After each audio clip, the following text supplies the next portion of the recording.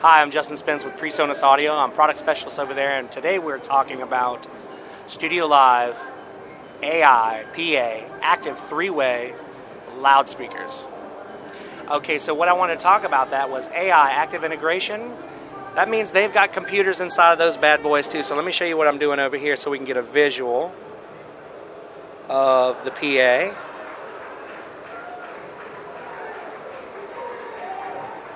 So we have speakers, guys, and like I was saying, we've partnered with Dave Gunnis from Fulcrum Acoustics, and he has designed just a spectacular coaxial design with a 8-inch low-frequency driver and a 175 horn driver in a coaxial configuration.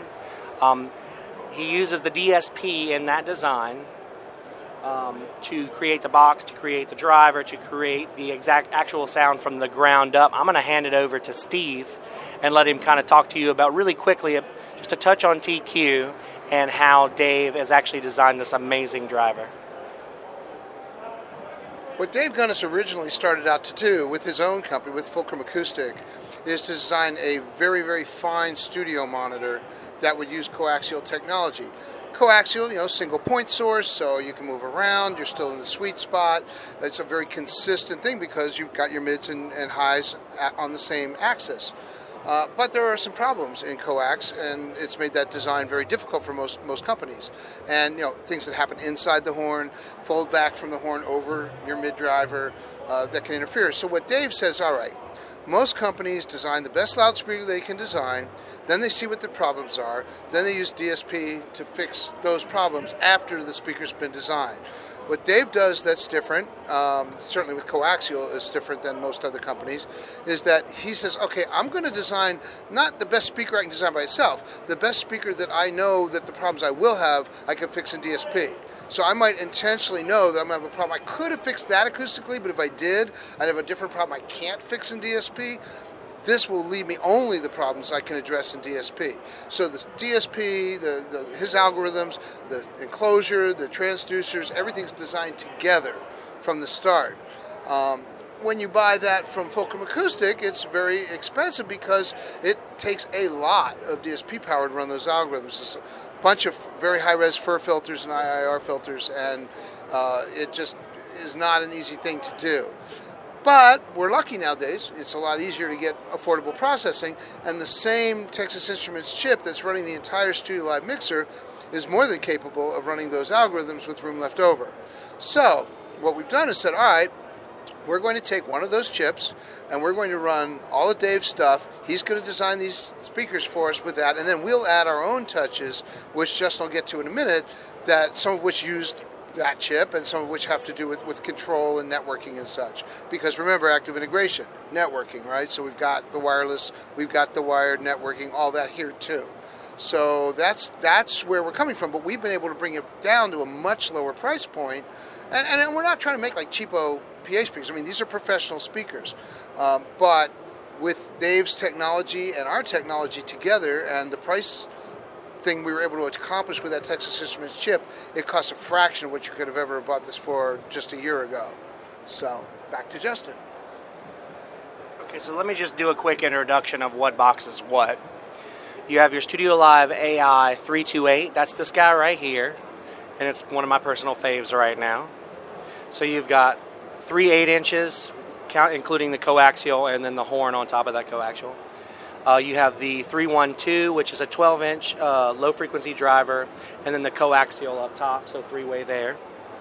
The 315, you're going to start seeing a pattern here, is the 15 with the 8-inch coaxial, and then the 18, the S18. So that bad boy right there is pretty nasty. Let me show you next thing. Oh, we're running late? Cool. All right, so we talked a little bit about TQ, which is the DSP is used to make the coaxial sound as tight and as focused and as amazing as it does. We have wireless and wired integration with SL room control. So what that means is because we've got a computer inside the StudioLive AI PA, we can talk to them wirelessly or hard connect them in a network, and we can change user level stuff, graphic EQ, parametric EQ, crossovers, stuff like that. We can see if they're overheating. We can communicate with them, change delay times in the DSP. So there's tons of features that we've done in our SL Room application on the iPad and the computer, and you can get in there and do a bunch of really amazing things. In addition to, if you're running with the StudioLive AI, you've got all the DSP on ear, plus in the computer on the speakers themselves, and that's computers per box. And all that's PreSonus technology. So that's our part of the deal. So extremely high power is something that everybody says that makes a speaker box, and we are going to say it as well, except we're going to deliver. Our 18 is 1,000 watts, two 500 watt amps bridged. And then the top boxes, the 328, the 312, and the 315 are 2,000 watts. So you have a bridged 500 watts on the low frequency driver, and then on each component of the coaxial, you have a 500 watt driver as, power amp as well. So that's two here, and then one on the mid frequency and one on the high frequency. And then in the 328, it's an amp for each component. You have an amp for this low frequency driver, and then you've got an amp for the mid frequency and high frequency driver as well. So when I say they are loud, and they will kill you. Literally, you may die, sir. Okay. All right, so this is just a cool little design, a little picture of how the design works in the coaxial speaker, which is pretty important, and that's going to kind of turn us over to talking about the studio monitors really quick so we can wrap this up. Before, at the launch, I kept looking for more speakers. Were you really just running those two tops and the subs? Honestly, we were only working with the 328 that you saw, and two subs on each side. That was it. That was all. That's it. That was it. There was no smoke and mirrors at all. We know when or how much? Oh, I can give you prices. Let me move over into Sceptre and Eris, and I'll give you prices on all the speakers. So, like what Steve-O was saying, is the 8-inch coaxial speaker was a studio monitor design, and it could get so loud and handle so much oomph that we decided to put it in the StudioLive AI PA. We've also put it in our Sceptre line, which is our top-of-the-line studio monitors. This is the Sceptre 6, and we have the Sceptre 8, which is the exact same coaxial driver that's in the PA. The Sceptre 6 has obviously a 6-inch mid or lower frequency driver, and then the 175, I believe, horn driver. That is DSP in the box as well, so it has a computer in this, and the 8 has the computer as well, which is necessary for time alignment, phase coercion, the point source. It's all you need, that computer to run the algorithms to make that DSP work. How do you talk to the DSP? You don't speak to that. That's pre-tuned from the factory. You can speak to the StudioLive AI, and you can speak to the StudioLive AI 3242. So the EQ and the delays and so on, That all of that's pre-configured, and fixed at the factory. Studio monitors we're not calling active integration because they don't have the wireless. Correct. And wired. They don't have the wireless and wired technology in them, but they do have all the coaxial goodness in them. So we're using that chip mostly in there to run all the algorithms, and then we do give you a number of user controls to adjust for the acoustic space, if you're placing closer to a wall, to account for bass boost, that kind of thing. But that's all controllable from the rear, so you don't need to have the network, because it's not like a PA speaker where you might have multiple speakers on a network, mid stacks, rear stacks. I was actually asking a question about the PA speakers. Oh, okay. There's a software. We can speak to it wirelessly with SL Room Control, and we can also speak to it hardwired through a network connection using the same technology. It's a proprietary SL Room Control. They're not really tied to the StudioLive mixer. They don't know. You don't have to have a StudioLive with them. You could have one, or you can use one part or the other part. You're totally fine. There's also, I'm going to stop for a second. Thanks a lot. Thank you, guys. There's also the Eris line. The Eris is the entry-level speaker.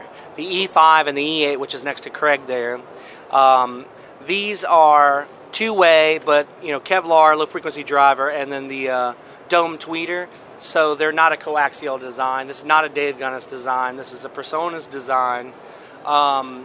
This is about 140 watt, I believe, and the 5 is about an 80 watt with the high frequency and low frequency amps combined. And they sound good. They're a lot clearer than most of the shaped entry-level sounding monitors that are just supposed to be really boomy for music and production. These actually have a little bit more accuracy. And there's no computer in these boxes. They're just speaker boxes with crossovers and power amps. They do have some acoustic switching for some tuning your room, which is pretty handy, especially in an entry-level box, because you're not going to be in an ideal acoustic space. So you can do a little bit of tuning, and then you've got some cool little pictures on there to show you what you need to do for the guys that don't know much about monitoring. So this is a pretty good sounding speaker to only be $250 a box. We were really surprised. We didn't. I go in with very low expectations, and sometimes I'm just all skeptical, and I'm like, I don't really care, and I was really pretty excited about that. Like last Friday, we were doing some listening tests last Friday with these Scepters, and I walked in the room. Justin was already in there, and the first thing I heard sounded awfully compressed. And I started saying, wait a minute, I'm hearing artifacts. That's an MP3, but wait a minute, I'm hearing all the artifacts on the stupid MP3. It's like, what is this? So then Justin had some music that you're going to hear in a little bit that he put up on him, and I was just blown away, both with the 8s and the 6s. And then we said, all right, let's just start stuffing CDs in there and listening to ZZ Top and various things that we all know.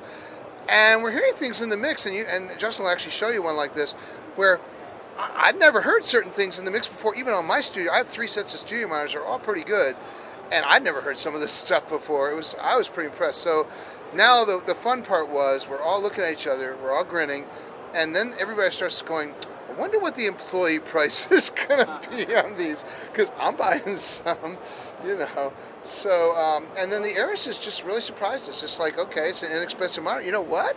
That sounds pretty darn good. Right, so the E5s are $149 a box, and the E8s are going to be $249 per box, so about $300 for the 5s and about $500 for the 8s. Everything's sold per speaker.